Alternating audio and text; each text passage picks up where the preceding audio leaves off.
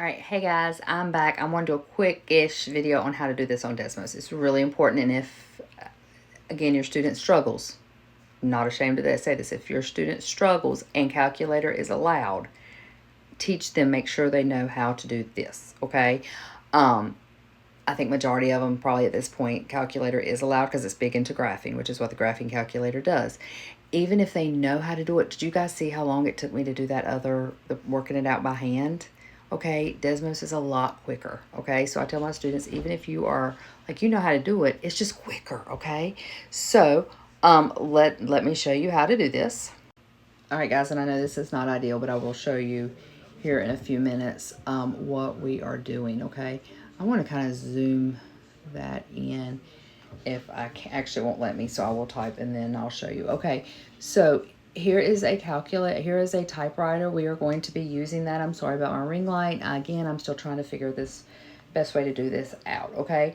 You are going to, whenever you're solving for an equation, any kind of equation, rational functions, just solving for x, whatever, you can set both sides equal to y, and then where they cross each other, your x value is your solution, okay? So the hardest part of this is typing it into DESMOS, so which is why I want to show you how to type it into DESMOS. So our first side, okay, is, and I want to show you what I'm talking about when I'm talking about side, okay? When I'm talking about set both sides equal to y, I'm talking about set y equals to x minus 1 over x plus 5, and also y equals x over 2 times x plus 5. If we put that into DESMOS, DESMOS is going to tell us the answer, okay, for us. It's going to do the work for us.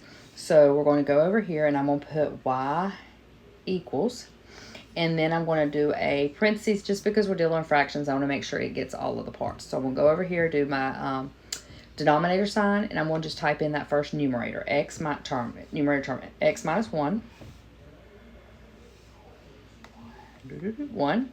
Then I'm going to go down on the denominator and I'm going to say x plus 5. Okay.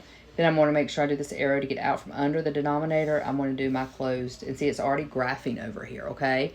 Then I'm just going to hit return, and on the next line I'm going to do the other side of that. I'm going to say y equals, because basically your students are texting making a systems of equations which they have learned how to do multiple times, okay?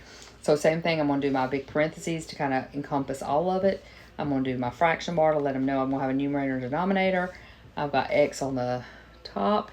On the bottom, I've got 2 times x plus 5, and I'm going to close that parentheses. Again, do my arrow to get out from the denominator and do the closing. Okay, so those are my two sides of the equation right there. I'm going to zoom in so you can see that, okay? And then this is mine. I'm actually going to, I can put those arrows and get rid of the thing. So when I go over here, this is what my graph looks like. If I go over to where they intersect, I don't even have to know it's 2. I'm just looking for where they intersect. So when we solved it by hand, remember we got -5 and 2, and we said -5 was not a choice, okay? And obviously we don't know that when we're graphing, but I'm going to show you it doesn't intersect anywhere -5. But if I go and I'm moving and I'm moving and I look to where my two lines intersect, my two graphs, I'm going to see that my x value is 2. 2 is my solution. Okay, so again, guys, I cannot stress this enough. If you are solving for a variable, put both sides in DESMOS equal to y. Where they intersect is going to be your answer or answers, okay? In this case, we set both sides equal to y. It only intersected one place, so even though we got 2 answers, one of them was not possible, so it did not show on the graph. The other one is 2. It did the work for you. Hopefully that helped. Again, guys, I tell my students, I'm not just telling you this, I tell my students all the time, use the calculator, the graphing calculator, if it's allowed. And again, most of the time at this level, because it's all about graphing, it is allowed, okay?